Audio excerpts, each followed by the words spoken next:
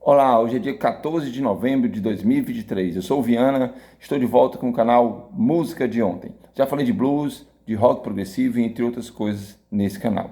Hoje é dia de falar do marco zero do rock alternativo, que para mim é o disco The Velvet Underground em Nico, lançado em 1967 na cidade de Nova York. Vamos ouvir um trechinho da primeira faixa do disco, Sunday Morning.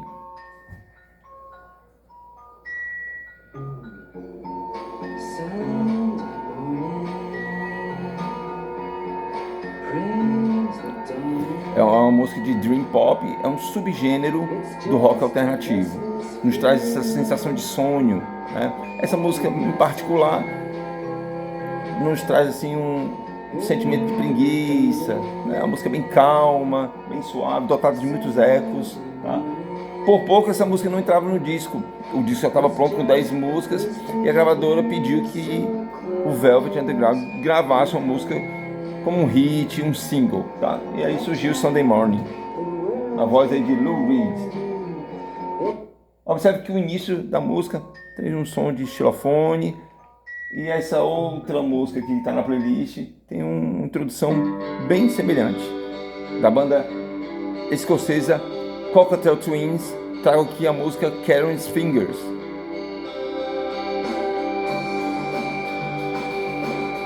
Banda que surgiu, Cocteau Twins é uma banda de dream pop que surgiu ali no finalzinho dos anos 70.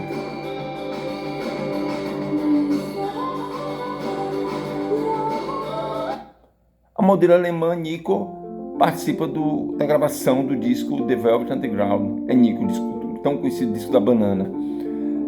O disco foi lançado em 67 e no mesmo ano Nico sai em carreira solo e lança o álbum Chelsea Girl. Vamos ouvir um trechinho de These Days.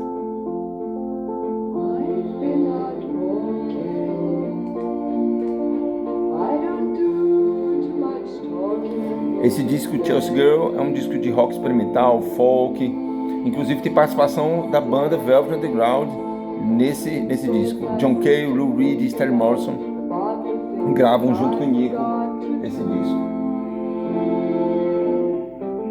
Poderia ser um segundo Velvet Underground Nico, né? Mas não foi. O nome do disco é Chelsea Girl, lançado em 67, repito. A segunda faixa do disco da banana é I Waited for the Man. Diferente de Sunday Morning, é uma música mais rítmica, um som mais insistente, num gênero protopunk. Agora na voz de Lou Reed.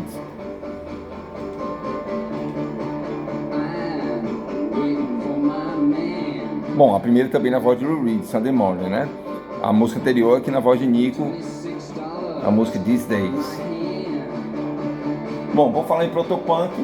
Em 1970, a banda The Stooges, cujo vocalista é Iggy Pop, lança seu segundo disco, Funhouse, e a música de abertura é Down on the Streets.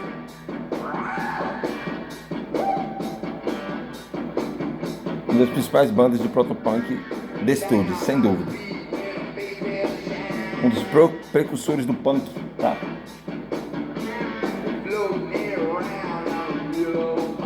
Outra banda ícone do protopunk é New York Dolls, da mesma cidade do Velvet, né? New York. Eles lançaram em 73 seu disco clássico e homônimo. Vamos ver um trechinho de Subway Train.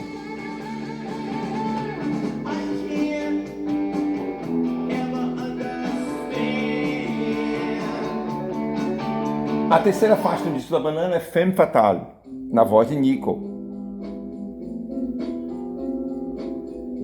Observe que a primeira faixa é bem calma, bem suave, a segunda faixa mais agitada, mais rítmica, e a terceira volta com uma música mais calminha. Femme Fatale, vamos ouvir um trechinho na voz de Nico.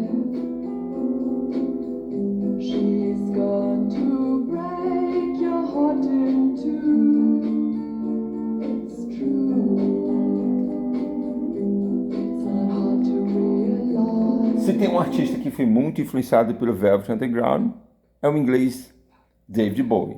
Ele lançou um disco em 1970, The Man Who Sold the World. Vendeu bastante, fez tanto sucesso que ele resolveu conhecer os Estados Unidos e aproveitou para conhecer alguns artistas, entre eles Velvet Underground, Bob Dylan. E em 1971 ele lançou o disco Hunky Dory. Uma das faixas do disco é essa música aí, Queen Beach.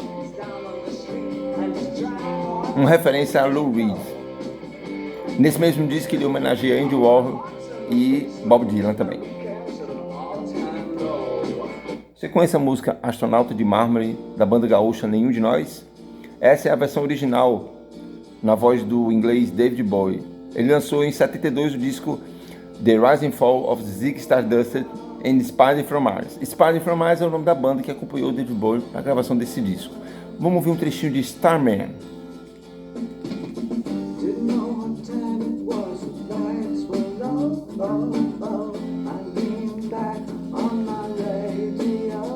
A quarta faixa do disco da Banana é Venus and Furs.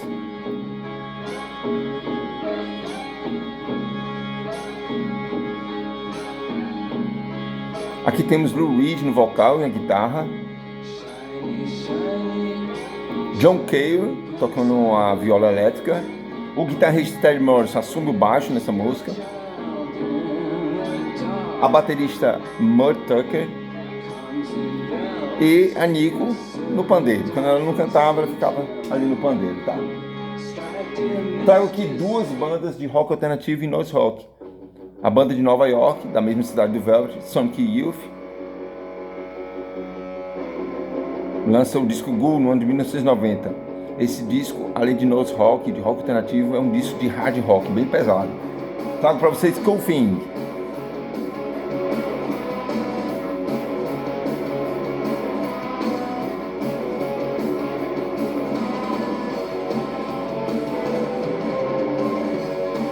Outra banda de rock alternativo é Pixies.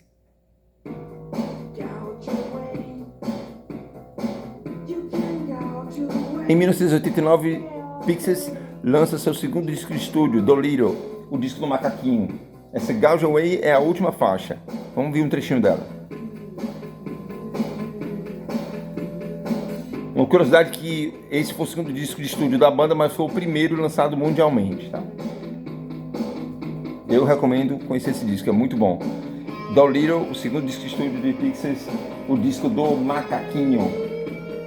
A quinta faixa do disco da Banana é um rock de garagem, Run, Run, Run. Um som bem cru.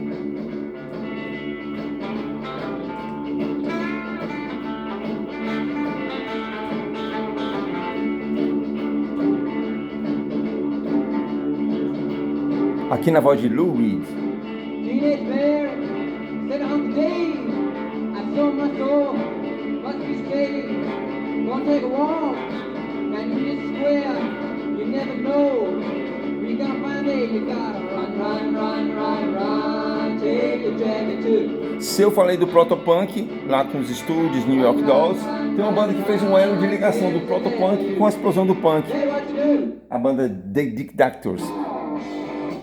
Lançou seu primeiro disco em 75, Go Go Crazy.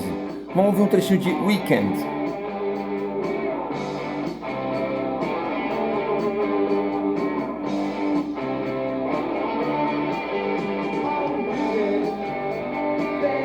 Essa banda fez o elo de ligação do Protopunk com a explosão do punk que ocorreu em Nova York com a banda Ramones, no seu primeiro disco em 1976. Trago aqui Beat on the Brat.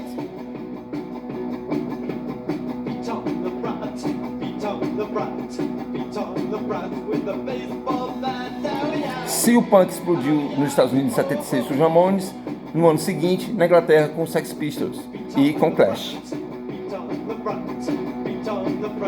A última faixa do disco da Banana de hoje é a última música do lado A, All Tomorrow's Parties, na voz de Nico. Uma música sombria, dark, tá? Referência para o rock gótico e para o post-punk. Vamos ver um trechinho dela.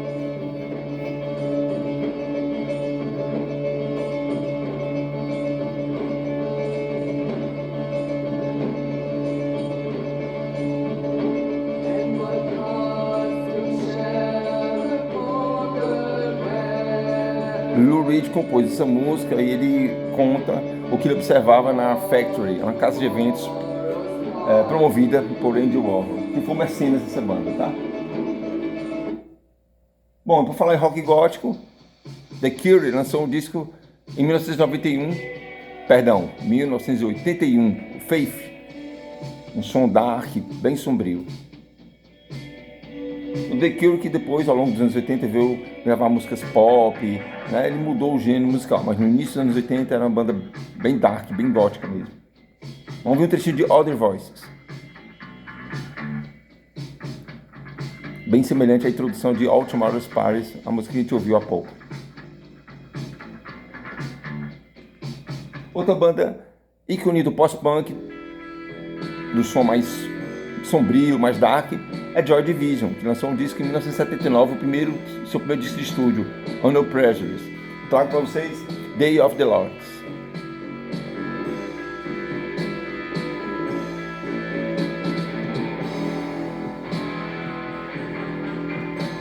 Bom, o disco da Banana foi lançado em 1967. No ano seguinte, Velvet Underground, opa, quase não sai, hein? O Velvet Underground lança seu segundo disco, White Light, White Heat. Um disco mais barulhento, noise rock, talvez mais experimental, diria. Segundo os integrantes da banda, foi um disco mal gravado intencionalmente, né? Muita microfonia, muita distorção, muito ruído. Essa é Sister Ray, a última faixa do disco. John Cale sai da banda depois da gravação desse disco, tá? E em 1969, Doug Yule assume o posto de John Cale. E a banda muda de sonoridade com um disco homônimo em 69. Trago aqui para vocês Begin to See the Light.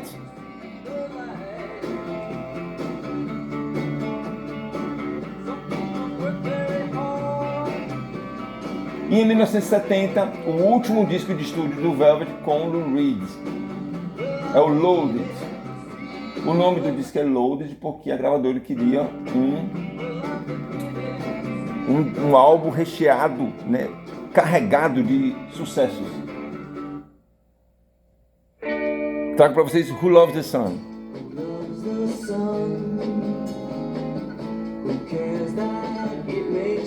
Música que abre o disco. Disco muito bom.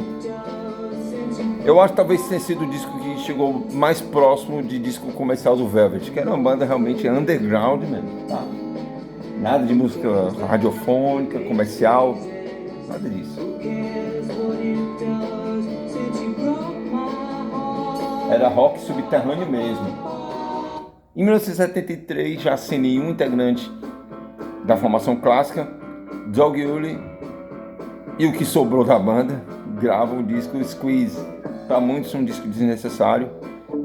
Muitos nem consideram como um disco que faz parte da discografia oficial da banda, né? Trago para vocês Lose. Eu particularmente conheço muito pouco desse disco, tá? Não posso dar muitas informações, mas trouxe para vocês conhecerem um pouco dele aí com a música Lose. Jonathan Richman, vocalista da banda Modern Lovers, em uma entrevista disse que se o Velvet Underground não tivesse lançado o disco da Banana em 67, esse disco aqui, Modern Lovers, não existiria. Muita referência, hein? Vamos ouvir Modern World.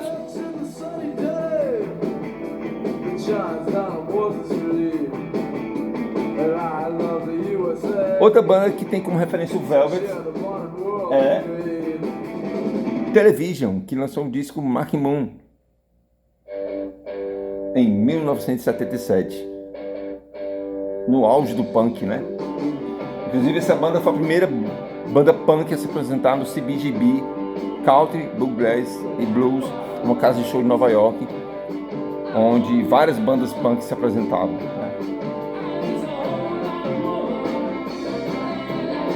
Recomendo ouvir o disco Mark Moon do Television, muito bom, muito bom. Bom, e os integrantes do Velvet Underground saíram em carreira solo. Lou Reed, em 1971, lança seu disco de estúdio, um disco homônimo.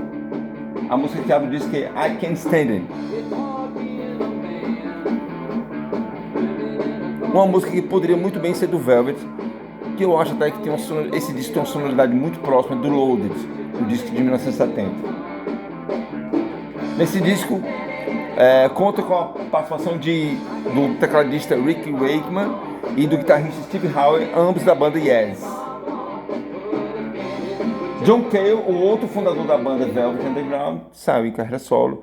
Em 1970, lança seu primeiro disco, Vintage Violence. Vamos ver o trechinho de Adelaide.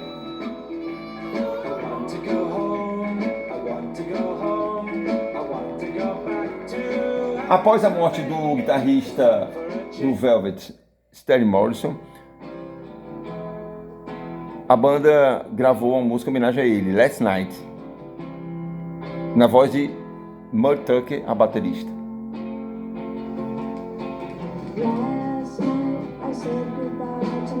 Murray Tucker, que eu saiba, é a primeira baterista mulher do rock. Se não é a primeira, pelo menos uma das primeiras, né? Isso no ano de 1967. Hein?